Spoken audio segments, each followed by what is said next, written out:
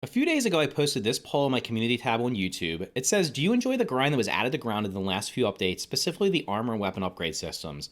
Nearly 2,000 of you voted, with 45% saying, yes, I like the extra grind, 55% saying, no, I don't like the extra grind. So pretty much almost a 50-50 vote there, with basically half the player base liking it, half the player base not liking it from the sample size that we have here. And just quickly scrolling through the comments, there's a similar split here as well. Some grind is fine as long as it feels like what you get is impactful and meaningful. I wouldn't mind it if the end result was worthwhile. In this case, not so much since the weapon armor were nerfed.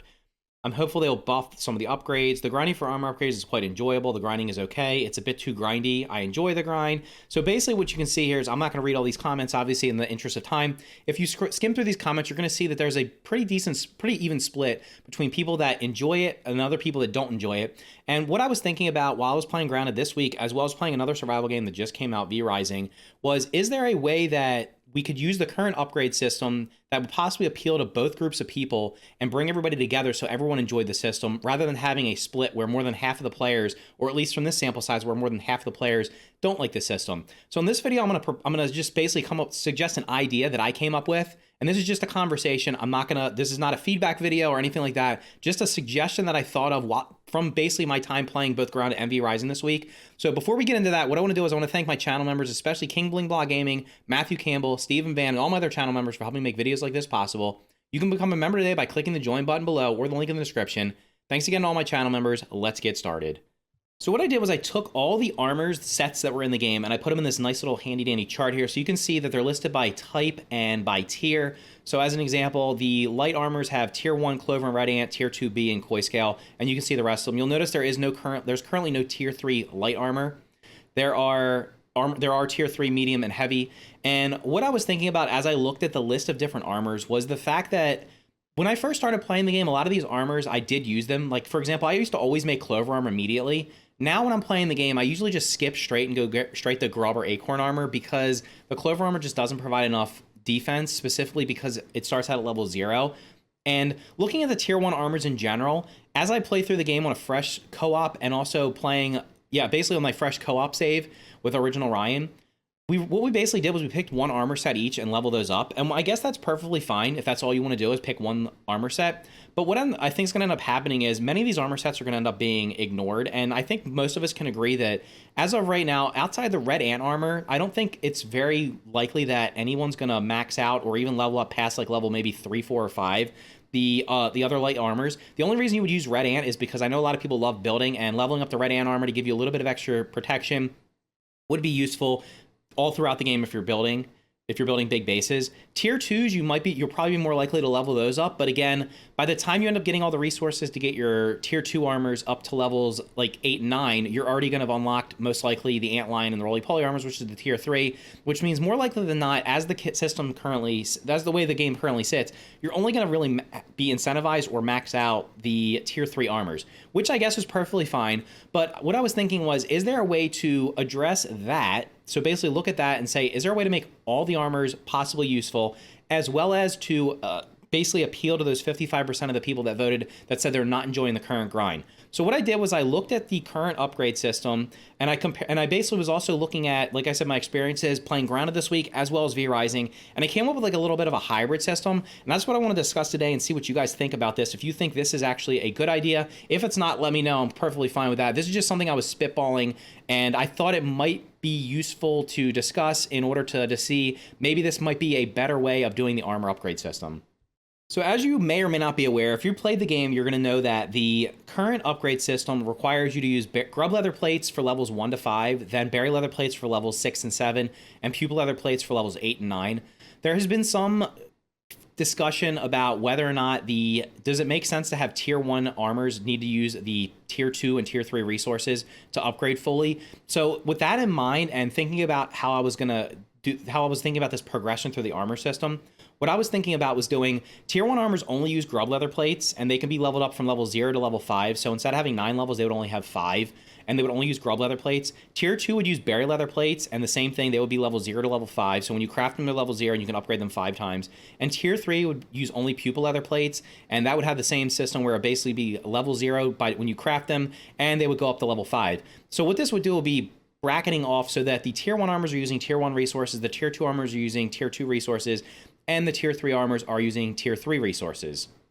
So this is what it would look like to upgrade your armors. The levels 1 to 5 would not change in terms of like the actual resource cost, because right now they require 3 grub leather plates for level 1, 6, 9, 12, and 15. So the GLP's grub leather plates, the BLP's bray leather plates, and the PLP as pupil leather plates.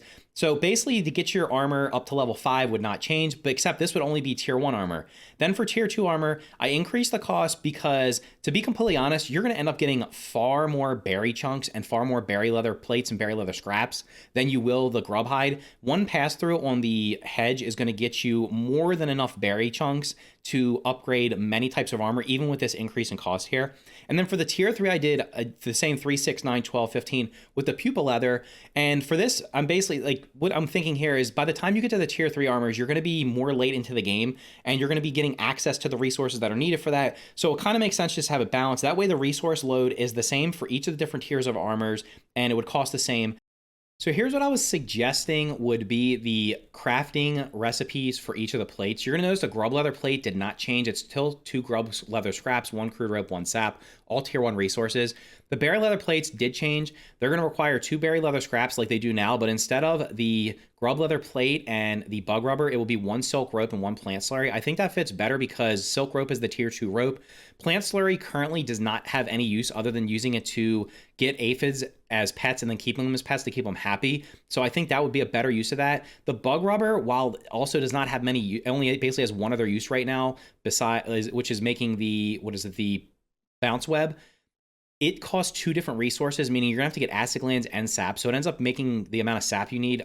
It makes you need a lot more sap. You need acid glands. So having the plant slurry instead of that, I think will be a good trade-off. And then the pupil leather plates are gonna have 2 pupil leather scraps as they do now, 1 lint rope, which is the tier 3 rope, and 1 bug loop. So basically the only change there is not having the berry leather plates, but having the lint rope instead. So what you're gonna see here is each of these has, like, in my opinion, the appropriate tiers. So the grub leather plates have all tier 1 stuff. The berry leather plates have tier 2 stuff. I guess the plant slurry, well, plant slurry, you do have to make you have to take the plant fiber and put it in the grinder. So I guess that's 1.5, maybe it's a 1.5 resource, but pupil leather is going to be pupil leather. It's going to require the pupil leather scraps, lint rope, and bug loop. Those are all tier 3 resources. So I think this will be a better overall way of doing it. And then the big change here, and this was from my time playing V Rising recently, and I have played other games that are similar to this. So in V Rising, when you start the game off, what you do is you have to craft weapons and armor. And each of those, once you craft those, in order to craft the next gear set up, you use the existing weapon or armor to make the next set. And you do that throughout the game. I'm pretty sure there's probably a break at some point in the game. Like, it's not always 100%, but for most of the, at least up to my experience so far through the game, after about 20-ish hours, you're basically going to take so as an example, basically that's using the grounded as the example. What I was suggesting was having Clover Armor be a tier 1 light. And then once you upgrade that to level 5, you can then craft, you'll need level 5 Clover Armor to make the level 0 Koi Scale Armor. So you would take the level 5 armor that is Clover Armor and then use the Koi Scale recipe and make level 0 Koi Scale Armor. And then you would use that to make the tier 3 Spider Armor. I think personally Spider Armor should be tier 3 because in my opinion, at least the wolf spiders are definitely, I don't consider them a tier 2 enemy just because they're so dangerous. Maybe they're not as strong as the black ox beetle or the roly-polies, but they're certainly close to it because they can kill you pretty quickly, especially early game. And then I also suggested having the red ant turn into the black ant, and then since there's not another, we only have 11 armors right now, suggesting making a full set of termite armor perhaps, or that could just be something else, but red ant, the black ant, the termite, with those being light. And then for medium, it would be grub to bee to antline. So I kind of tried to keep things together that made sense. So I know the bee armor is basically for ranged attacking, and so is the antlion. The grub gives you stamina, so perhaps that could be either be kept out or changed. And then last but not least, it's going to be the tank builds, the heavy. So acorn to ladybug to roly-poly. So essentially what you would do would be choose your armor. So if you want to go light, medium, or heavy, pick the one you're going to do, upgrade it. Once you upgrade it to level 5, by that point, you probably will have found the resources to make the next level armor. And then you can use that to upgrade that to level 5. And then by that point, you'll probably have found the next armor and you'll do that. You'll have the resources to level that up to level 5. So what this would do, I think, would make more use of all the armors in the game. It would have a smoother progression, and it would also, while it would in the end, the grind would be pretty similar. It would just be less sap and less crude rope, I believe, from when I looked at the numbers. It would still have a fairly decent amount of grind, but I feel like it would be more rewarding because you're getting the right level resources as you're progressing through. And with the armors only having 5 upgrades, instead of it taking 9 levels, it would only have 5. So you would be able to upgrade your armors a little bit faster, but you would also have to do, it would basically be 15 levels to get to that max tier 3 instead of only the 9 levels right now, but it'd be 5, 5, and 5. It would be spread out more throughout the game. And overall, I think it would smooth the grind out a little bit better. Like I said, I'm perfectly fine with having grind in the game, but as you can see, a lot of people are not happy with the current system. I think this would make the upgrading the armor more rewarding, make more of the armors useful. And one thing I didn't discuss in here, and I'm not sure how to handle this, maybe you guys can come up with some ideas for that, is how to handle the sleek and bulky upgrades. Like if you go sleek on Clover, does that force you to go sleek the rest of the route? How would you handle having the bonuses from the tier 1s when you go to tier 2? Do they get kept or do they just get replaced? Things like that. Those are things that I would leave open for discussion because I didn't really think about it to that level of detail. I was just trying to think of the high level of how this would make sense. So anyway, let me know what you think about this idea. Do you think this would work? Do you think this would be a cool armor system in Grounded? If so, let me know in the comments down below. If you disagree, let me know what you think. If you like the current system better than this, that's perfectly fine. If you found the video interesting, make sure to click the like button and consider subscribing for more videos just like this. If you want to support the channel, click the join card on the screen right now, the join button below, or the link in the description to become a channel member today. Thanks again for watching, and I'll see you in the next video.